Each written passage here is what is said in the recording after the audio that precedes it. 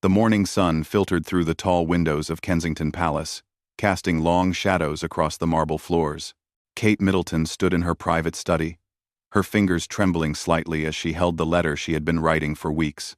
The words on the cream-colored paper seemed to blur before her eyes, each sentence carefully crafted to express what her heart could barely contain. William was in the garden below, playing with their children. She could hear their laughter echoing through the courtyard, the sound both beautiful and heartbreaking.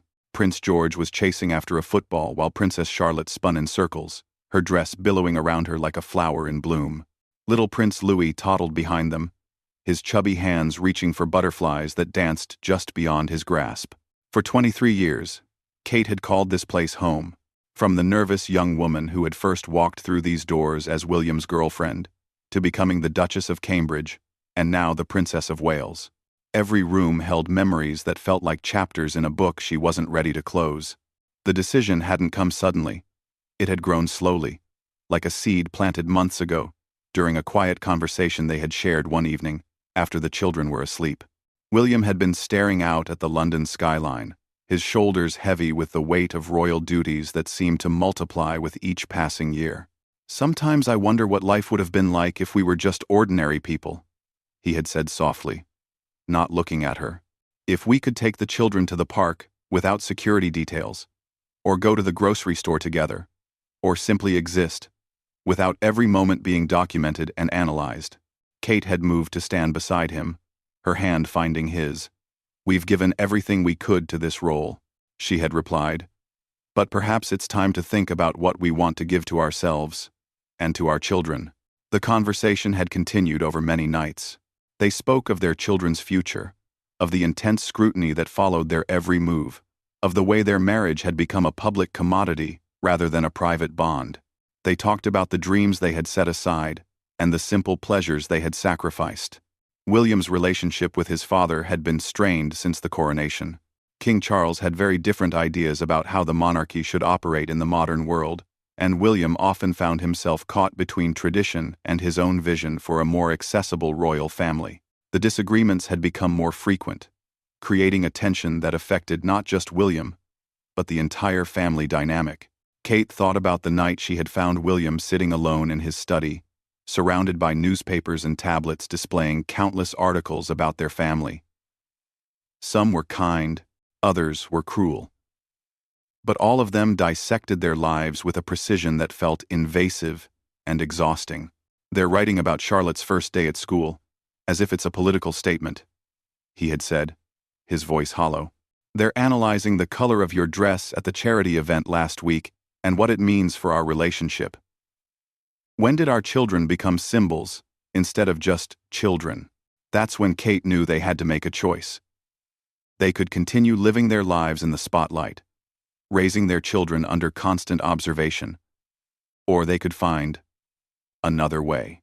The idea of stepping back from royal duties wasn't new. William's uncle Edward had done it decades earlier. But for the future King of England, it felt almost revolutionary. The planning had taken months. Secret meetings with lawyers, quiet conversations with trusted advisors, and careful consideration of what their departure would mean for the monarchy itself. They had to ensure that their decision wouldn't damage the institution they had served for so long. William had struggled the most with the decision. The weight of expectation, the knowledge that he was born for this role, the fear of disappointing his grandmother's memory. All of it weighed heavily on his conscience. But Kate had watched him transform over the years, from a young man who embraced his destiny to someone who seemed increasingly trapped by it. The final catalyst had come during a state dinner 3 months earlier. A visiting dignitary had made inappropriate comments about Kate's appearance, treating her more like an ornament than a person of substance. William's anger had been swift and fierce, but he was powerless to respond publicly without creating an international incident. That night, Kate had found him pacing their bedroom like a caged animal. "I can't protect you from this," he had said, his voice breaking. "I can't protect our children from this." Kate had taken his hands in hers. "It makes you human," she had whispered. "And maybe that's exactly what our family needs right now." Now, standing in her study with the letter in her hands, Kate reflected on the journey that had brought them to this moment. The letter was addressed to the British people, explaining their decision in terms that she hoped would convey not just their reasoning, but their deep love and respect for the country and the monarchy they were choosing to leave.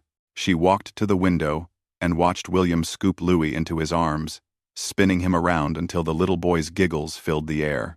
George had abandoned his football and was now helping Charlotte collect flowers from the garden beds.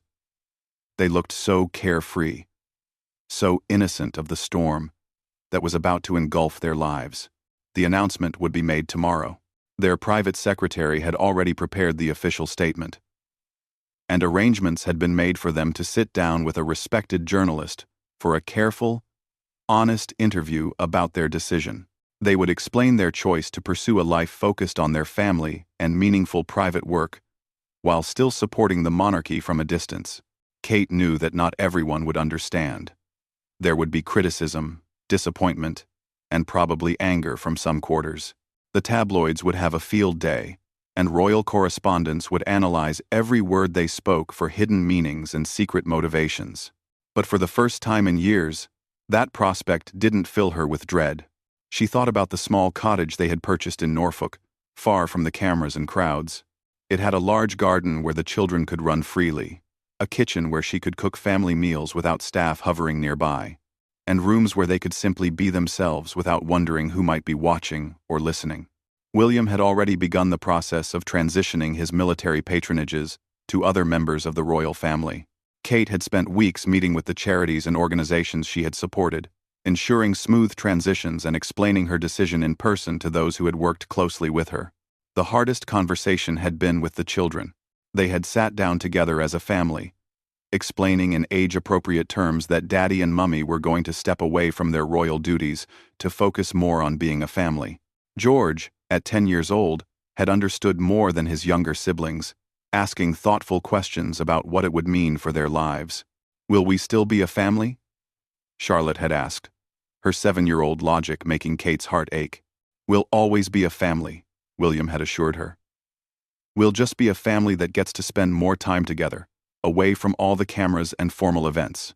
Kate folded the letter carefully and placed it in the envelope she had prepared. Tomorrow, it would be delivered to Buckingham Palace, to Parliament, and to the major news organizations simultaneously. By afternoon, the world would know that the Prince and Princess of Wales had chosen love and family over duty and tradition.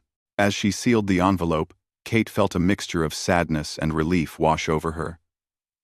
She was saying goodbye to a life that had given her purpose and meaning, but she was also saying hello to a future where her children could grow up with a sense of normalcy she had never been able to provide them within the confines of royal life. The sound of footsteps in the hallway announced William's return from the garden, accompanied by the excited chatter of their children. In a few moments, he would join her in the study, and together they would review the final details of tomorrow's announcement. Tonight would be their last night as senior working royals. Kate walked to her desk and placed the sealed envelope in the center, where it would remain until morning. Tomorrow would bring uncertainty, criticism, and change, but it would also bring freedom, privacy, and the chance to rediscover who they were as individuals and as a couple beyond the roles they had inhabited for so long. She heard William's voice in the hallway, gentle and patient as he helped the children wash their hands and prepare for lunch. Soon, they would be able to have meals together without wondering if their conversation was being recorded or their interactions scrutinized. Soon, they would be able to argue, laugh, and love without an audience. The door opened, and her family spilled into the room, bringing with them the energy and chaos that she had learned to treasure. William's eyes met hers across the room, and in that moment, she saw her own mixture of fear and excitement reflected back at her. Their quiet parting from royal life would indeed touch millions. But first, it had to heal their own hearts and restore their family's soul. Tomorrow would mark the beginning of that journey. But today, they were still the Duke and Duchess of Cambridge, still bound by duty and protocol, still living their lives under the watchful eyes of a nation that had claimed them as its own. Kate reached for William's hand as the children settled around them, and for a moment, the weight of tomorrow's announcement faded away. Whatever came next, they would face it together. as a family united by love, rather than divided by obligation. The quiet parting that would soon capture the world's attention had already begun in the silence of their hearts, where the most important decisions are always made. The morning of the announcement dawned gray and misty over London, as if the weather itself understood the gravity of what was about to unfold. Kate woke before her alarm, finding William already awake beside her, staring at the ceiling with the same thoughtful expression he had worn for days. "Are you ready?" he asked quietly, turning to look at her in the dim morning light. Kate considered the question seriously. Was anyone ever ready for a moment that would change everything? "I think so," she replied. "Are you?" William was quiet for a long moment before answering. "I keep thinking about my mother, about the choices she made, and the price she paid for trying to live authentically. I wonder what she would think about this decision." Kate reached for his hand. "I think she would understand, wanting to protect your children from a life where they can't simply be children." They had discussed Diana many times throughout this process.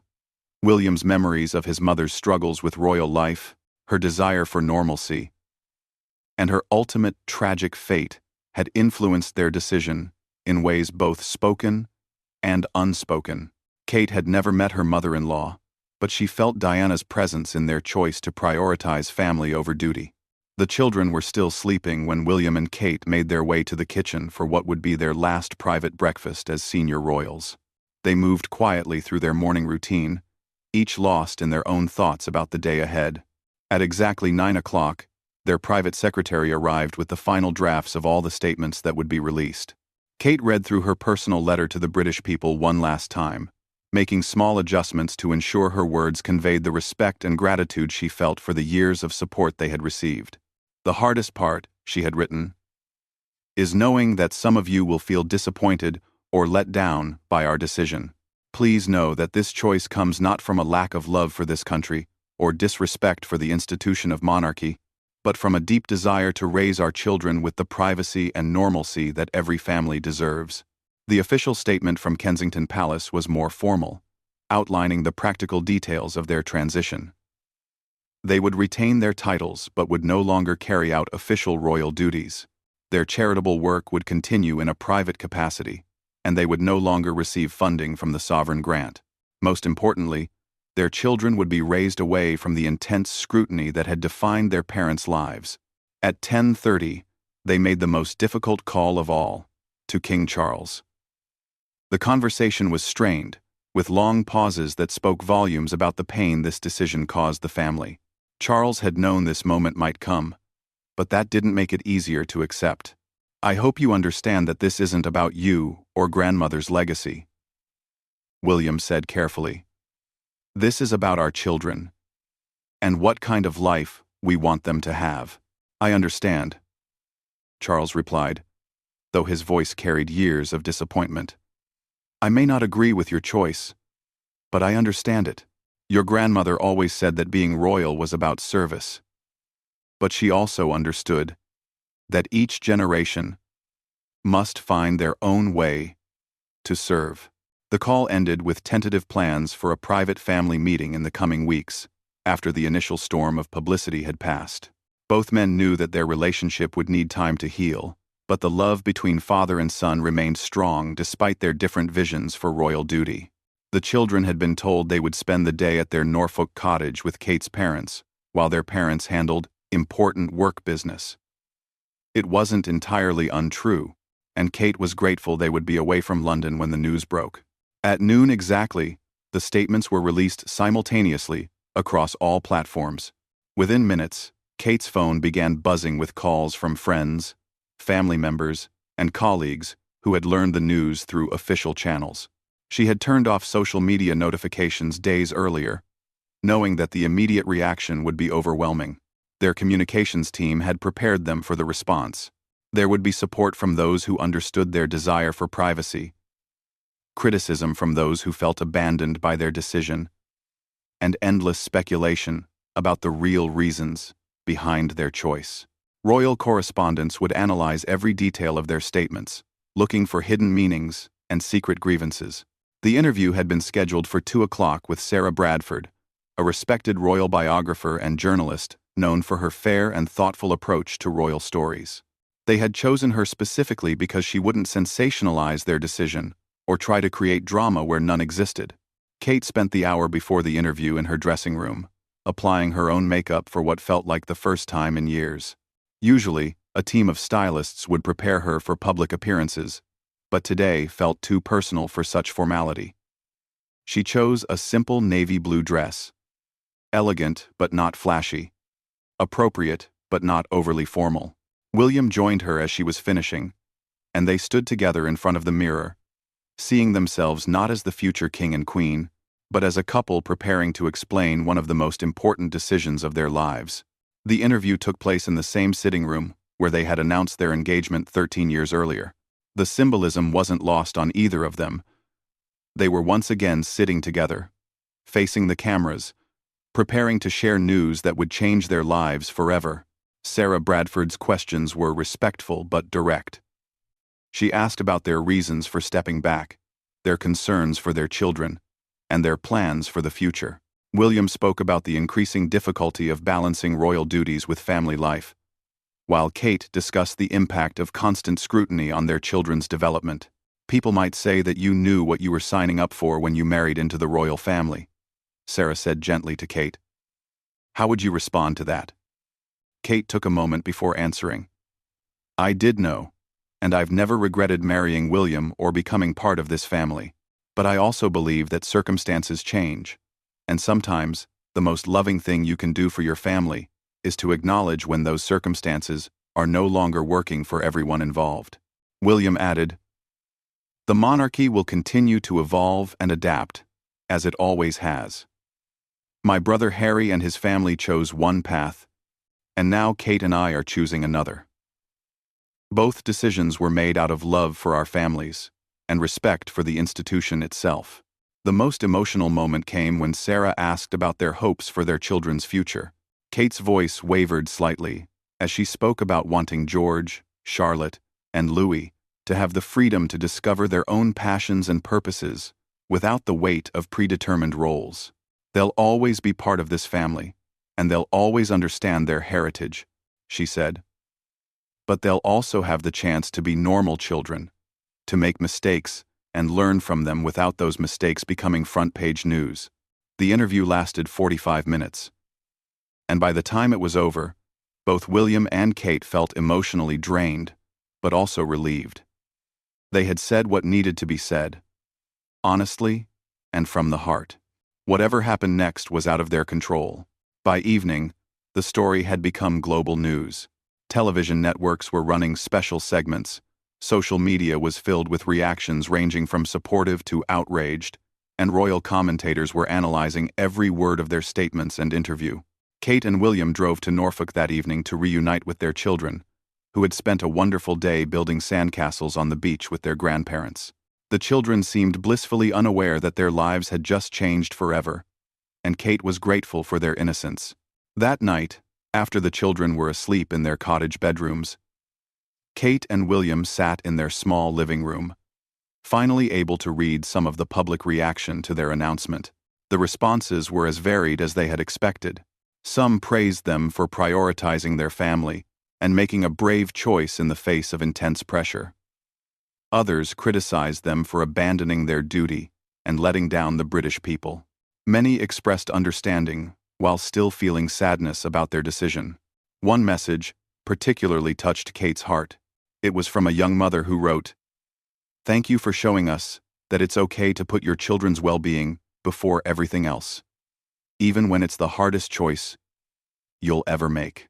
Another came from a veteran who had worked with William during his military service. "You've served your country with honor, and now it's time to serve your family the same way." As they read through messages and watched news coverage, Kate felt a strange sense of peace settling over her. Tomorrow would bring new challenges as they began to navigate their changed circumstances. But tonight, they were simply a family in their own home, making decisions based on love rather than obligation. The quiet parting they had chosen was anything but quiet in the media, but in their hearts, It felt exactly right. They had said goodbye to one life and hello to another, and while the world watched and judged and speculated, they knew they had made the choice that would allow them to be the parents and partners they wanted to be. William took Kate's hand as they turned off the television and prepared for bed in their cottage, where no staff would wake them in the morning with schedules and briefings. Tomorrow, they would wake up as private citizens for the first time in over a decade, and that thought filled them both with a mixture of terror and excitement. The heartfelt goodbye that was touching millions around the world had been just the beginning of their story, not the end. 6 months had passed since the announcement that changed everything, and Kate found herself standing in the kitchen of their Norfolk cottage, flour dusting her apron as she helped Charlotte make cookies for a school bake sale. The scene was wonderfully ordinary, something that would have been nearly impossible in their previous life, where every public appearance required security details and advance planning. "Mommy, why are you crying?" Charlotte asked, looking up from the cookie dough with concern in her bright blue eyes. Kate wiped her eyes with the back of her hand, leaving a small streak of flour on her cheek. "Happy tears, sweetheart. Sometimes when we're very happy, we cry a little bit." And she was happy, genuinely happy in a way she hadn't been for years. The transition hadn't been easy. There had been difficult days when the criticism felt overwhelming, and nights when William questioned whether they had made the right choice. But gradually, as they settled into their new life, the peace they had hoped for began to take root. The cottage had become their sanctuary. It was large enough for their family but small enough to feel cozy, with a garden where the children could play without worrying about photographers hiding in the bushes. Kate had learned to cook properly, something she had never had time to master when royal duties filled every day. William had taken up woodworking, finding satisfaction in creating beautiful furniture pieces with his own hands. The children were thriving in ways that surprised even Kate and William.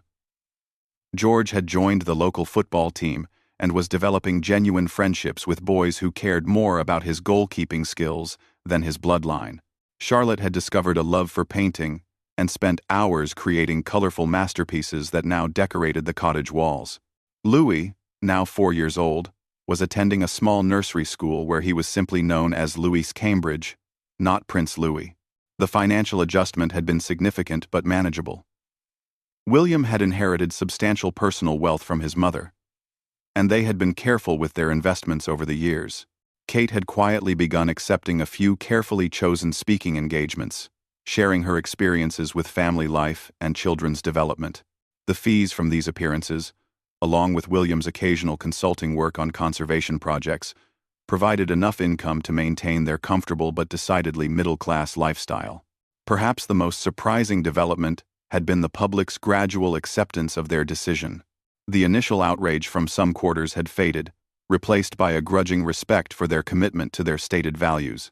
When photos occasionally surfaced of the family at local events, George's football matches, Charlotte's school play, or family walks on the beach, the coverage was generally respectful, focusing on their obvious happiness rather than criticizing their choices.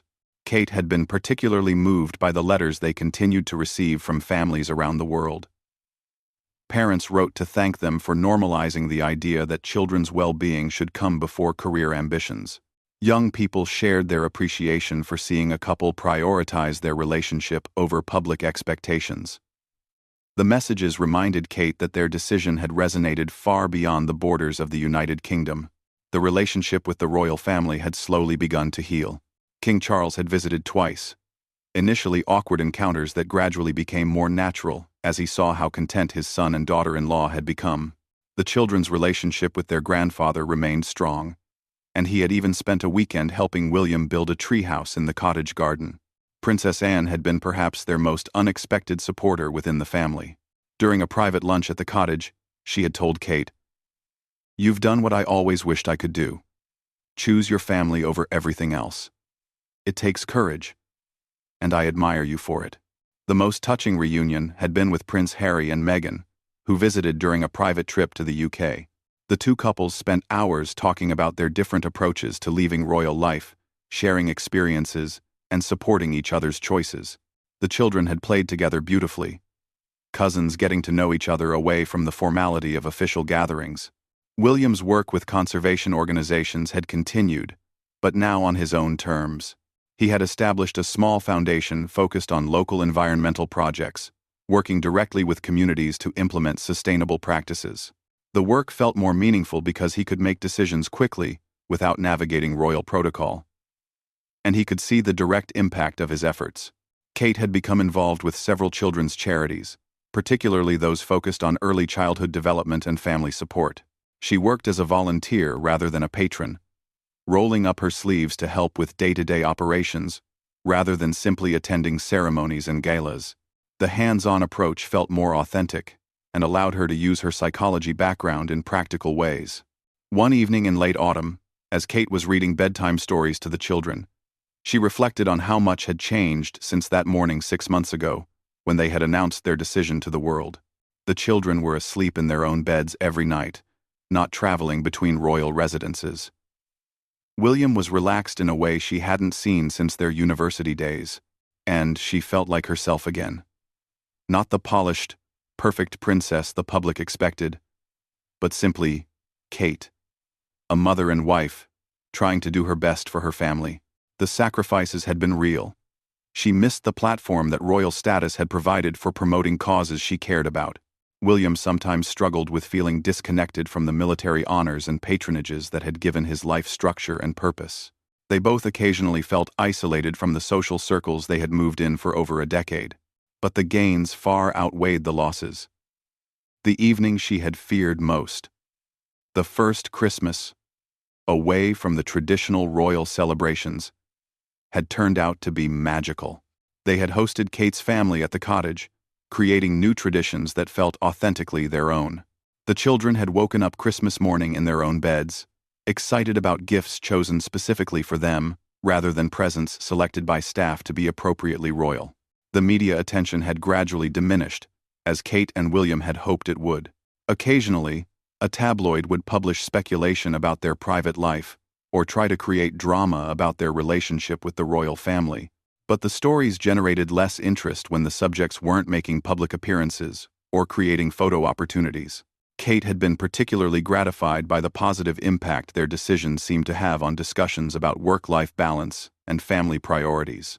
Several high-profile executives had publicly cited William and Kate's example when making their own decisions to step back from demanding careers. The phrase, "a royal exit," had entered common usage to describe prioritizing family over professional obligations. One afternoon, while William was at one of George's football matches and Charlotte was at a friend's house, Kate found herself alone in the cottage garden with Louis, watching him chase butterflies among the flowers she had planted. The scene reminded her of that last morning in Kensington Palace, when she had watched the children play while wrestling with the biggest decision of her adult life. Her phone rang, a call from her former private secretary with news that a major documentary crew wanted to follow their family for a year, promising unprecedented access and generous compensation. Kate listened politely before declining without hesitation. The old Kate might have considered the publicity benefits and the platform it would provide. The new Kate simply wanted to protect the privacy they had worked so hard to achieve. That evening, after the children were in bed, Kate and William sat on their small back patio, sharing a bottle of wine and watching the stars appear in the clear Norfolk sky. It had become their favorite time of day. These quiet moments when they could simply be together without any agenda or obligation. "Do you ever regret it?" William asked, a question that had become less frequent as the months passed, but hadn't entirely disappeared. Kate considered the question seriously, as she always did. "I regret that some people felt hurt by our decision. I regret that it created difficulties for your father and the family. But I don't regret choosing this life for our children, and I don't regret choosing us." William nodded, reaching for her hand. "I've been thinking about legacy lately. What we want to leave behind. I used to think it had to be something grand and public, something worthy of the history books. But maybe the most important legacy we can leave is showing our children that it's possible to make hard choices based on love." As they sat in comfortable silence, Kate thought about the millions of people around the world who had been touched by their story. Some had been inspired to make changes in their own lives. Others had found comfort in seeing a high-profile couple struggle with the same challenges all families face. Many had simply been moved by the reminder that love and family should come first, even when other obligations seem more pressing. The quiet parting that had captured global attention had become a quiet life that fulfilled them in ways they hadn't expected. They had said goodbye to titles and status, and hello to authenticity and peace. The children who had once been royal symbols were now simply children, free to discover who they wanted to become without the weight of predetermined destinies. Kate stood up and walked to the edge of the garden, looking back at the cottage where her family slept peacefully. Tomorrow would bring the usual challenges of family life. School projects and household chores, minor arguments, and major celebrations. But it would also bring the simple joy of being together, of making decisions based on what was best for them, rather than what was expected of them. The heartfelt goodbye that had touched millions had taught them all something valuable about the courage required to choose love over duty, authenticity over expectation, and family over fame. In stepping away from the spotlight, William and Kate had illuminated something important about what truly matters in life. As Kate turned to go back inside, she paused to look up at the stars one more time. Somewhere out there, other families were struggling with their own difficult decisions, weighing obligations against desires, trying to figure out how to do what was best for the people they loved most. She hoped their story had helped some of those families find the courage to choose what felt right in their hearts. The quiet parting had ended, but the quiet life that followed had become the greatest gift they could have given themselves and their children. In choosing to live smaller, they had discovered they could love bigger. And that, Kate realized, was a legacy worth leaving.